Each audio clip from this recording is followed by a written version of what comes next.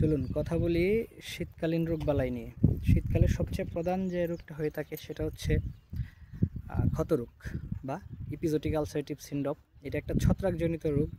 অ্যাফাইনোমাইসিস ইনভার্নাস নামক ছত্রাকের আক্রমণে এই রোগটা বেশি হয়ে থাকে। এটার জন্য উপযুক্ত পরিবেশ এখন বিদ্যমান, যেমন তাপমাত্রা 22 ডিগ্রির নিচে, পিএইচ 6-এর নিচে থাকলে, পুকুরে অ্যামোনিয়া এবং নাইট্রেটের পরিমাণ এই সময়টাতে বেশি থাকে, এর কারণে এটা হয়ে থাকে। এটা হওয়ার আরেকটা উপযুক্ত পরিবেশ পায় যখন মাছ বিভিন্ন জায়গায় গা ঘষার পরে স্কেল দুর্বল হয়ে যায় এবং এই দিক দিয়ে ছত্রাকগুলা মাছের মাঝে ঢুকে যায় এবং আক্রমণ করার উপযুক্ত সুযোগ পায়।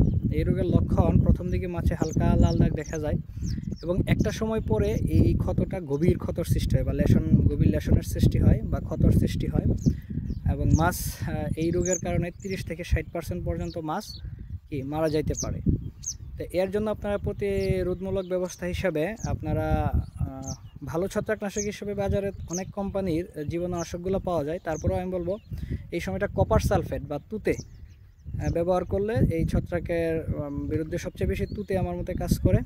এরপরে হচ্ছে ফরমালিন, যেহেতু ফরমালিন ব্যবহার করা আমাদের দেশে অনুচিত, তাই আপনারা কপার সালফেট বা তুতে ব্যবহার করতে পারেন, ভালো কাজ করবে। যেমন মাসে একবার তুতে ব্যবহার করলে আরেকবার বিকেসি গ্রুপ বা গ্লুটারিলডিহাইড সমৃদ্ধ যে জীবাণুনাশকগুলো আছে এইগুলা ব্যবহার করবেন, মাঝখানে পরজীবীনাশক। আশা করি আপনারা এই ছত্রাকজনিত সমস্যা থেকে মুক্তি পাবেন।